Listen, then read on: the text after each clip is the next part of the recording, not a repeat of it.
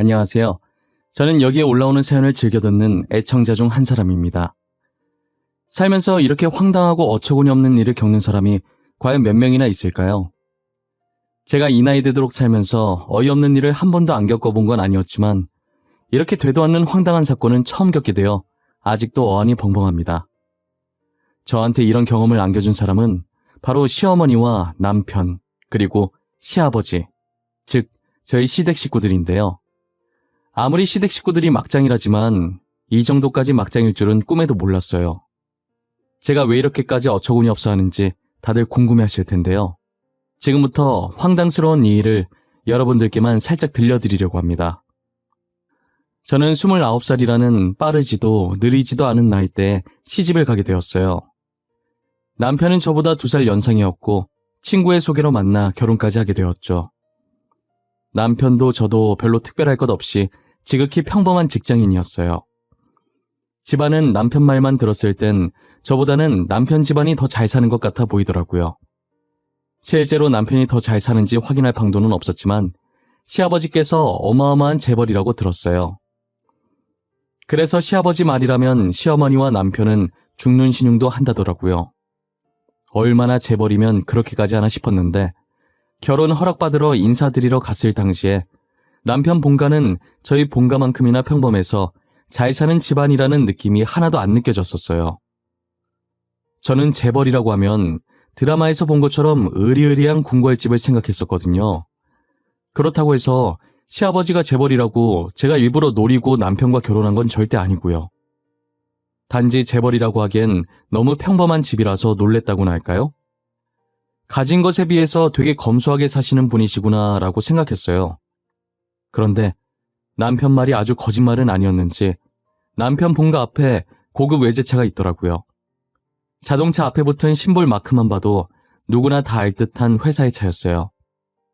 믿거나 말거나 한 얘기지만 진짜 부자는 자신이 부자라는 걸 티를 잘 안 낸다고 하시잖아요. 그런 것처럼 시아버지께서도 일부러 참은 외제차를 사시고 집은 평범한 집을 샀나 했어요. 시아버지는 옷차림새도 깔끔하시고 전체적으로 옷 입는 스타일이 나이대랑 안 맞게 세련되셨더라고요. 엄청난 부자답게 얼굴이며 옷이며 전부 귀티가 흘러 넘친다고나 할까요? 저는 시아버지를 마주하는 순간 남편에게 들은 말들을 믿게 되었죠. 그리고 남편한테 시아버지 눈치를 본다고 들었을 땐 눈치를 보면 얼마나 볼까 했는데 시어머니와 남편이 시아버지 눈치를 보는 게 저한테까지 다 느껴지더라고요. 행동 하나를 하더라도 시아버지의 현재 기분을 체크해가며 행동하더라고요. 이게 진짜 남편과 아버지를 대하는 태도인가 싶을 정도였어요. 보는 제가 다 불편해서 속이 답답하고 그냥 집에서 나오고 싶더라니까요. 괜히 저까지 눈치 보게 됐는데 시아버지께서는 저를 편하게 대해주시더라고요. 저한테 처음 인사 온 거라 너무 긴장한 거 아니냐며 장난도 쳐주시면서요. 생각보다 젠틀하신 시아버지를 보고 시어머니와 남편이 사서 눈치를 보는 거구나 했어요.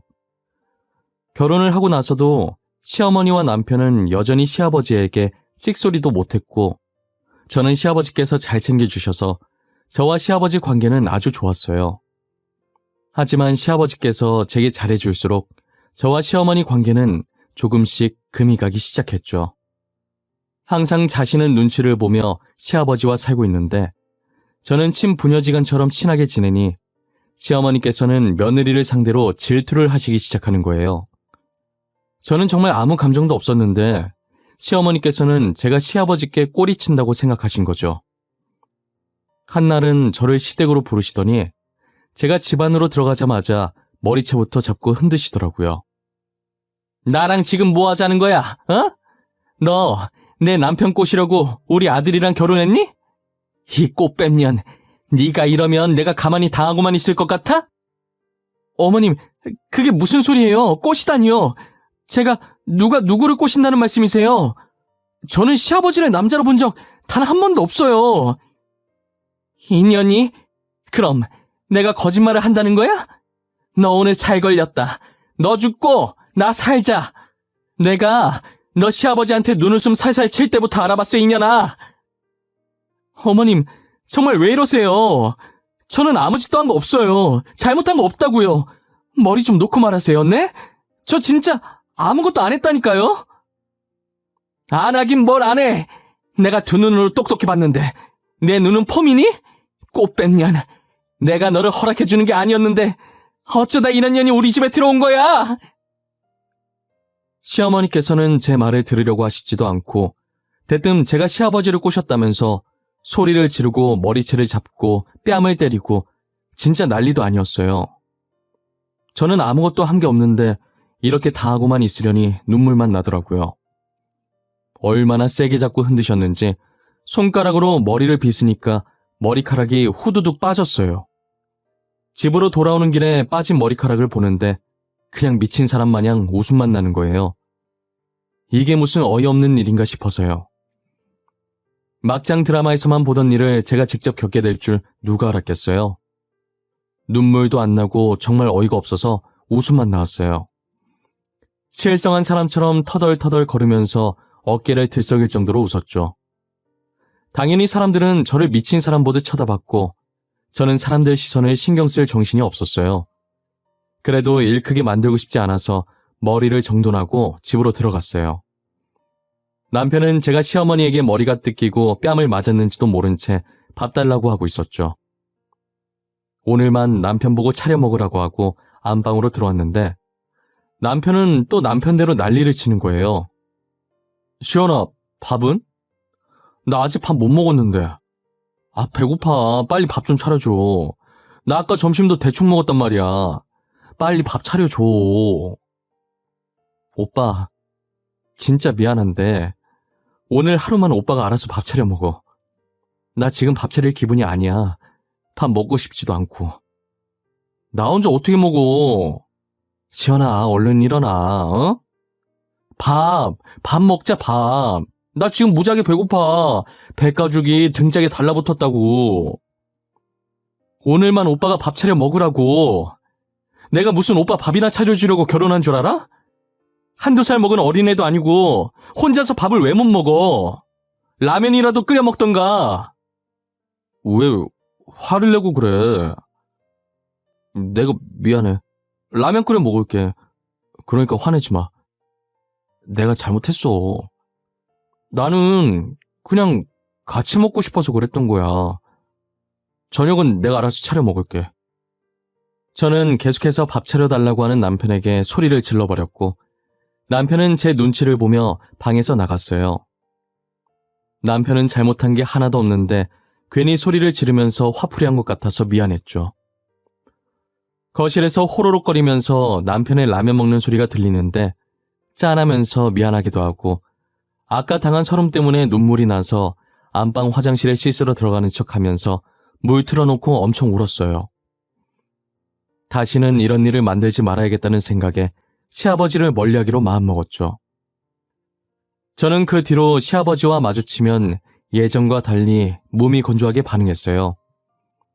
시아버지는 그냥 제가 기분이 안 좋은 줄로만 알고 제 기분을 풀어주려고 저를 계속 따라다니시는 거예요.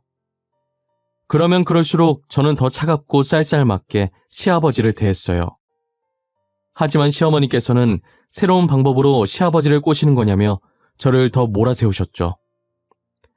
제가 어떤 방법으로 시아버지를 멀리하든 시아버지는 저를 졸졸 따라다니셨고 시어머니는 조용히 따로 불러 제게 막말을 하며 손을 올리려고 하셨어요.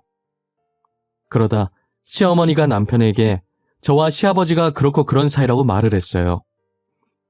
남편은 원래 제게 항상 져주고 그랬었는데 시어머니 말을 들은 뒤로는 점차 저와 시아버지 사이를 의심하기 시작하더라고요. 그렇다고 대놓고 시어머니처럼 화를 내거나 때린 것은 아니었지만 은근히 눈치를 줬었죠. 제가 아무리 아니라고 해명하고 다녀봤자 믿어주는 이는 아무도 없었어요. 그렇게 제 편 하나 없는 시댁과 홀로 싸우고 있을 때 설상가상 시아버지까지 더해지더라고요. 이 가족 중에서 정상은 시아버지밖에 없다고 생각했었지만 시아버지도 결코 정상은 아니었어요. 가뜩이나 시어머니와 남편한테 사실도 아닌 것 가지고 계속 시달려 죽겠는데 와중에 시아버지는 저를 며느리가 아닌 여자로 생각하시는 모양이었어요. 예전 남편이 쓰던 방에 물건 가지러 갔다가 혼자 계신 시아버지와 마주치게 됐는데 계속해서 제게 데이트 신청을 하시고 선을 넘으시려고 하시더라고요. 아가, 주말에 별다른 일 없으면 나랑 백화점이나 갈까? 백화점 가서 옷도 사고 맛있는 것도 먹고 말이야. 요즘 새아가 기분이 영 안 좋아 보이네. 저는 괜찮습니다. 친구도 만나고 혼자 산책도 하면서 알아서 스트레스 풀고 있어요. 아버님께서 신경 쓰지 않으셔도 돼요. 마음만 감사히 받을게요. 같이 가재도 그러네. 그리고 저번부터 왜 그렇게 딱딱하게 말해? 시합이 서운하게. 내가 너 사고 싶은 거 다 사줄게. 그러니까 가자, 응? 저는 괜찮다니까요. 정말 신경 안 써주셔도 돼요. 그냥 아무것도 안 하고 싶고 집에서 쉬고 싶어요. 그럼 우리 집에서 편히 쉬거라. 우리 예전엔 사이가 좋았지 않니? 내가 친합이다 생각하고, 응? 아가, 왜 이렇게 발에 힘이 없어? 한약이라도 지어줄까? 어머, 아버님, 지금 어딜 만지시는 거예요? 이런 식으로 제 팔 잡는 거 저 너무 불쾌하네요. 시아버지께서는 애교 섞인 목소리로 제게 나가자고 하시는 거예요. 저는 확실하게 거절하는 의사표시를 했지만 시아버지께서는 계속해서 데이트 신청을 하셨어요. 그러더니 힘이 없어 보인다면서 대뜸 제 팔을 잡으시는 거예요. 저는 소스라치게 놀라면서 마치 몸에 벌레라도 붙은 것처럼 시아버지 팔을 뿌리쳤고, 이내 시아버지는 아랑곳하지 않고 이상한 눈빛으로 저를 쳐다보시면서 다가오시더라고요. 뒷걸음치다가 제 발에 걸려 넘어졌고 시아버지께서는 음흉한 미소를 지으시며 오셨죠. 어떻게 빠져나갈까 하다가 제 머리로 시아버지 얼굴을 가격하고 시아버지께서 아파서 얼굴을 감싸고 있을 때 시댁에서 빠져나왔어요. 혼비백산이 된 저는 아무래도 이 일을 남편에게라도 알려야 할 것 같아서 집 가는 대로 시댁에서 있었던 일들을 죄다 남편에게 말했어요. 하지만 제 말을 듣고 돌아온 남편의 대답은 정말 어이가 없었죠. 아버지께서 그러셨다고? 네가 먼저 꼬리친 게 아니라? 야, 내가 바보도 아니고 너랑 우리 아버지가 그런 사이인 거 언제까지 모를 줄 알았냐? 진짜 당신까지 왜 그래? 나 아니라니까. 나 진짜 아니야. 저번에도 말했잖아. 아버님이랑 아무 사이도 아니야. 단 한 번도 아버님을 남자라고 생각한 적 없다고. 너 우리 아버지한테 아버님 하면서 꼬리친 거 나도 다 알고 있어. 너 우리 엄마한테 혼나고 나니까 괜히 아버지 없는 취급한다며. 그러면서 아버님한테 관심 끌려고. 무슨 소리야.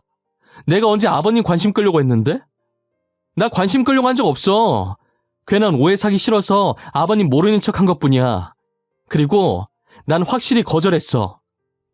미친년. 너 나 만나기 전에 다른 남자들한테도 이런 식으로 꼬셨냐? 하님, 지금도 다른 남자들 꼬시고 있는 거냐? 나이 차 안 따지나 봐. 대단한데. 이미 시어머니께 세뇌당한 남편과는 아무런 말도 통하지 않았어요. 시아버지와 제 사이를 의심하는 것도 모자라 이제는 다른 남자들도 꼬시고 있냐며 막말을 했죠. 직접 듣지 않으면 남편이 제 말을 도저히 믿어주지 않을 것 같아서 시아버지와 만날 때마다 녹음을 켰어요. 저는 제 말이 사실인지 아닌지 직접 들어보라며 녹음본을 들려줬고, 남편은 제 녹음본을 듣고도 괜히 둘 사이 의심 피하려고 일부러 시아버지와 짜서 녹음한 거 아니냐고 하더라고요. 해명을 하면 할수록 어이없는 대답만 돌아오니 참고 살려고 해도 도저히 안 되겠더라고요. 이 집안은 정말 말이 안 통하고 더 있다간 저만 정신병에 걸릴 것 같은 느낌인 거예요. 더 험한 꼴을 당하기 전에 이혼을 해서 이 집구석과 연을 끊어야겠다고 마음을 먹었어요. 그러기 위해선 이혼 소송을 걸 수 있을 만한 증거들이 필요했고, 저는 증거를 모으기 위해 일부러 시댁 식구들 앞에 나타났어요. 시아버지는 물론이고 남편이 제게 쏟아붓는 말들도 모조리 녹음했고, 시댁에 아무도 없을 때 카메라를 몰래 숨겨놔 시어머니께서 제게 한 짓까지도 다 미리 녹화해 두었어요. 그리고 저는 그 증거 영상과 녹화본을 가지고 시댁 식구에게 걸 수 있는 모든 소송들을 걸게 됐죠. 제 증거로 시댁 식구들의 죄가 인정되어 세 사람에게 많은 위자료를 받게 되었어요. 다시는 시댁 식구들과 얼굴을 마주하고 싶지 않아 다른 동네로 이사를 갔어요. 아무리 시댁이 싫어도 차마 가족들과 친구들이 있는 고향을 떠나고 싶지 않더라고요. 저는 그들에게 받은 위자료들을 가지고 조그맣게 옷사업을 하게 됐어요. 당연히 처음부터 잘 되진 않았지만 인플루언서였던 친구가 홍보글을 올려줘서 덕분에 매출이 아예 저조하진 않았었죠. 제가 발품 팔아서 판매한 옷도 있고 전공을 살려서 직접 제작해서 만든 옷도 있었어요. 발품 팔아서 판매하는 옷보다 직접 제작한 옷이 더 인기가 많아서 나중엔 직접 제작한 옷들만 판매하기 시작했어요.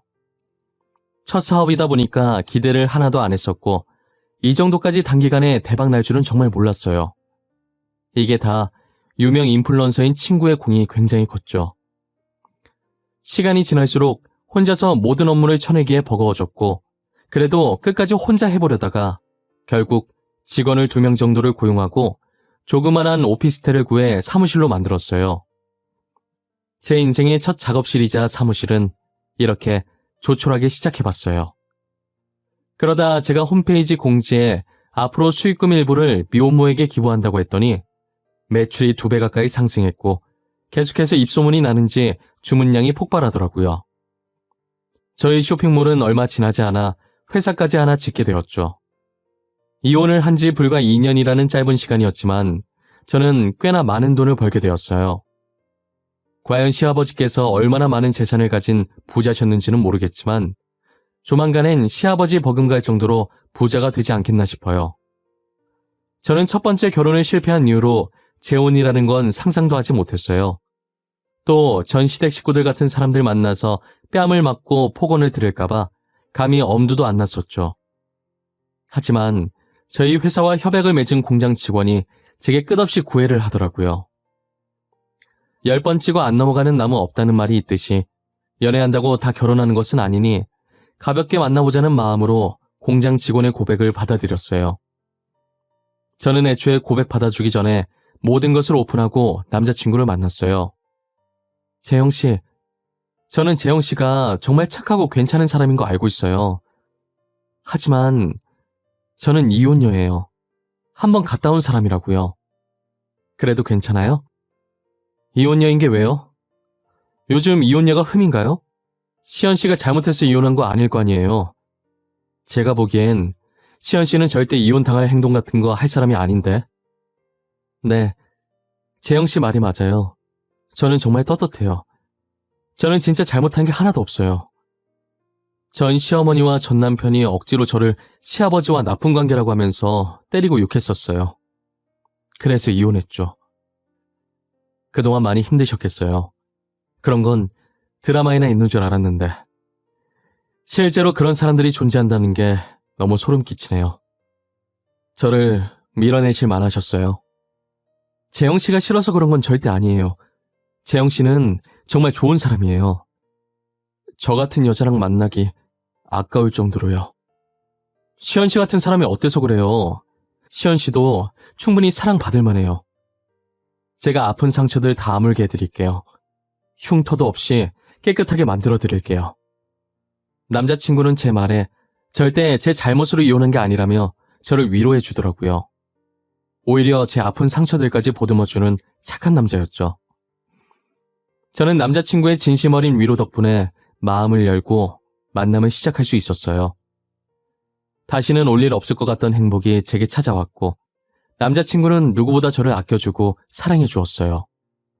이런 사람이 세상에 진짜 존재할까 싶을 정도로 착하고 다정했어요. 제 과거가 어떻든 온전히 저라는 사람 하나만 보고 사랑해준 사람이에요. 착해 빠져서 저러다 배신당하면 어쩌나 했는데 아무한테나 착하게 대하는 건 아니었더라고요. 남자친구가 일하는 공장이 남자친구네 아버지 회사였거든요. 그래서 공장에서 남자친구가 지휘 통솔을 하는데 몰래 한번 놀러 갔다가 직원들 교육시키는 남자친구의 모습을 보고 또 다른 매력에 반했었죠. 그런데 직원들 사이에서 굉장히 낯익은 사람들이 보이는 거예요. 멀리서 봐서 얼굴은 자세히 안 보였긴 한데 전체적으로 엄청 익숙한 실루엣이었어요. 도대체 누구인지 골똘히 생각하고 있을 때 직원 교육이 끝났더라고요. 그래서 생각하던 걸 멈추고 재빨리 위층에 있는 남자친구 사무실로 들어갔어요. 남자친구와 데이트를 하고 집으로 돌아와서야 그 사람들이 누구였는지 기억이 나더라고요. 다시는 마주치고 싶지 않은 사람들. 만약 마주하게 되면 시원하게 뺨이라도 갈기고 싶은 사람들이었죠.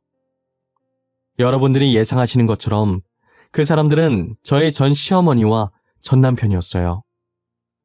그렇게 시아버지 부자라고 자랑을 하더니 저한테 위자료 주고 돈이 없었는지 결국은 공장에서 일하나 봐요. 위자료 그게 몇 푼 된다고 꼴랑 그거 주고 파산이면 애초에 부자도 아니었다는 말이잖아요. 침대에 가만히 누워서 아까 공장에서 본 전 시어머니와 전 남편을 곱씹어 볼수록 기가 차더라고요. 자신들은 부자라고 떵떵거리다가 지금은 처량하게 공장에서 일하는 신세가 되었는데 그렇게 무시하고 괴롭혔던 전 며느리는 이렇게 성공해서 나타나면 과연 무슨 얼굴일지 궁금해지는 거예요. 그래서 저는 공장 구경시켜달라는 핑계로 남자친구에게 공장에 놀러 가겠다고 이야기했죠. 남자친구는 구경한다고 다른 거 아니니까 흔쾌히 오라고 하더라고요. 저는 원래 브랜드 옷을 잘 안 입었는데 그날 처음으로 명품 쇼핑을 했었던 것 같아요. 정말 머리끝부터 발끝까지 이름만 대면 모두가 아는 브랜드로 치장을 했죠. 제가 체크카드밖에 안 써서 카드를 긁을 때마다 일시불로 바로 돈이 나가는 게 보이니까 이 맛에 돈을 버는구나 싶은 희열이 느껴지더라고요. 이렇게 돈 자랑하고 싶지는 않았는데 전 시댁기를 확 눌러주고 싶었어요. 저는 또각거리며 구두 소리를 내면서 당당하게 남자친구의 공장에 방문했어요. 교육이 끝나갈 때쯤에 가긴 했어도 아직 교육을 하고 있던 터라 조용했었는데 구두 소리가 청량하게 들리니 다들 제 쪽으로 시선을 돌릴 수밖에 없었죠. 저는 여유롭게 미소를 지으며 남자친구에게 향했어요. 남자친구는 저를 보자마자 해맑게 웃으면서 손을 흔들더라고요. 그리고 직원들 무리 사이에서 딱 두 사람이 눈에 띄게 표정이 안 좋아졌어요. 저와 눈이 마주치자마자 전 시어머니와 전 남편의 얼굴이 새하얗게 질려 있더라고요. 그러더니 두 사람은 저를 향해 달려드는 게 아니겠어요? 예상치 못한 반응이기도 하고 예전에 당하던 게 떠올라서 또다시 그들에게 당하게 될까봐 저도 모르게 주춤거렸어요. 하지만 예상과 달리 두 사람은 제 손을 부여잡고 울기 시작하시더라고요. 아가, 이게 몇 년 만이냐? 그동안 뭐하고 지냈어? 얼굴 보니까 잘 지낸 것 같긴 한데 어떻게 여기서 만나? 여보, 처가댁 찾아갔었는데 당신 없다고 하던데 어디로 이사 간 거야? 전화를 해도 없는 번호라고 하고 우리가 얼마나 찾았는 줄 알아? 당신들이 나를 왜 찾아? 나한테 무슨 볼 일이 있다고? 우리 이혼하고 끝난 거 아니었어? 우리가 다시 볼 이유는 없는 것 같은데? 왜 볼 일이 없어? 우리 그동안 반성 많이 했어. 내가 그땐 정말 미안했다. 네가 우리 남편 재산 탐내는 줄 알고. 그치만 우리는 그렇게까지 해서라도 꼭 살아야 했어. 염치 없는 거 아는데, 내가 이런 말 꺼낼 자격 없다는 것도 아는데 다시 잘해보면 안 될까? 우리 그동안 정말 많이 반성하고 너 많이 그리워했어. 말 같지도 않은 소리 하지 마. 내가 왜 당신이랑 다시 잘해봐야 하는데? 나 당신들 얼굴 보고 싶지도 않아. 당신들이 그동안 나한테 어떻게 했는데? 아가, 일단 진정 좀 해보거라. 우리도 다 사정이 있어서 그랬어. 진정하고 우리 말 좀 들어보면 안 되겠니? 전 시어머니의 말인즉슨 제가 알고 있던 전 시아버지께서는 전 남편의 친아버지가 아니었어요.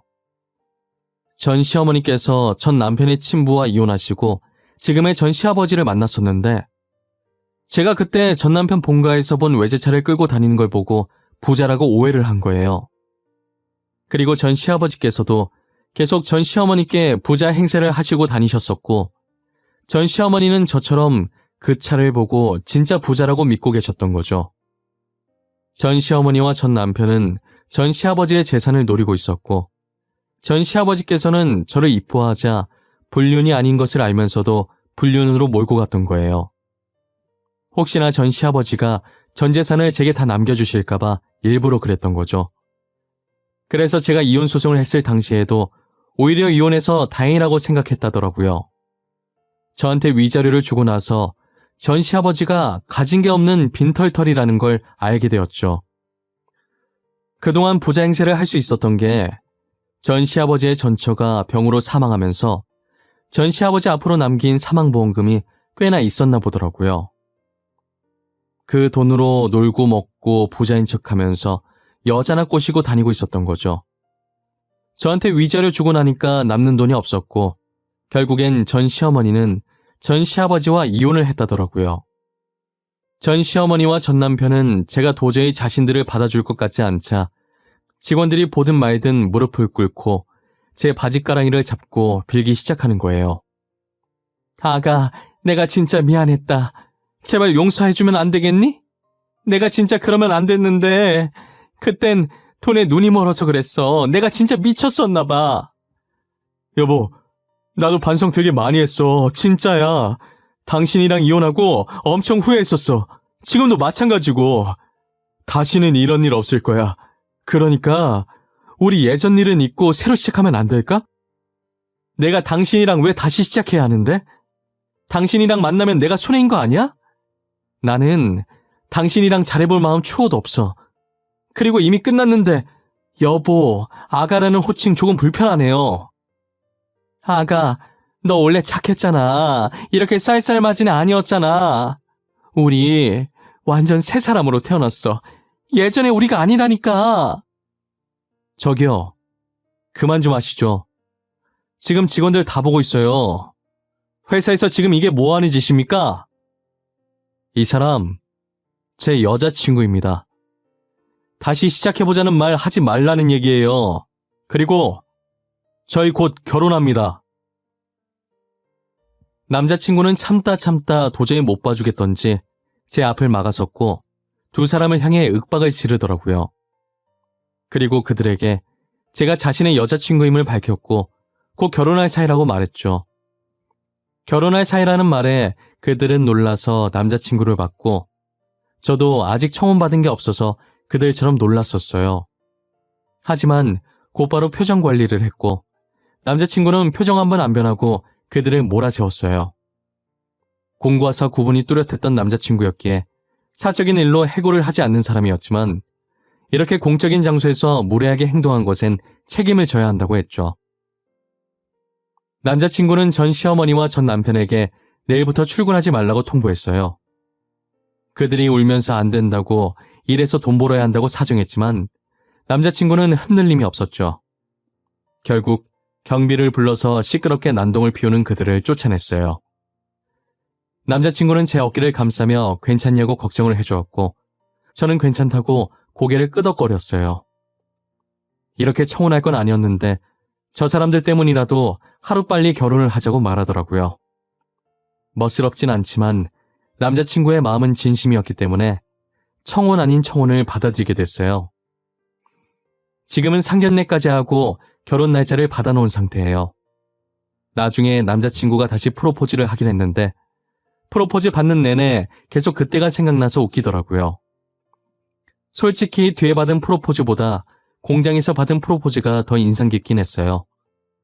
아마 저처럼 얼떨결에 멋없는 청혼을 받은 사람은 또 없을 거예요. 솔직히 그날도 자칫하면 안 좋은 기억으로 남을 수 있었는데 그래도 남자친구 덕분에 이렇게 재미있는 에피소드 하나로 남게 되었네요. 저는 지금 행복하게 남자친구와 결혼 준비를 하고 있어요. 그리고 겹경사로 소중한 아기 천사가 남자친구와 제게 찾아와 주었어요. 아직은 초기라 조심할 때라서 예비 시부모님도 남자친구도 저를 공주대하듯 하십니다. 이런 대접을 받아본 게 처음이긴 한데 막상 받아보니 기분은 좋더라고요. 정말 제가 공주가 된 것 같은 기분이 들었어요. 저는 이혼을 경험하면서 정말 많은 것을 배우게 되었고 또 많은 것을 느끼게 되었어요.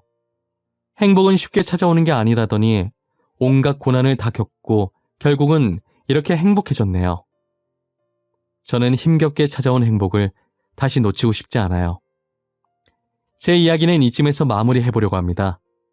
여러분들은 제 이야기를 듣고 무슨 생각을 하셨나요? 정말 막장 드라마가 따로 없다고 생각하셨나요? 아니면 저처럼 이런 일을 겪고 공감을 하셨나요? 무엇이 됐든 힘든 일 뒤에는 꼭 좋은 일이 따라온다라는 걸 잊지 않았으면 좋겠어요. 지금까지 이야기 들어주셔서 감사하고 늘 건강하시고 행복하셨으면 좋겠습니다.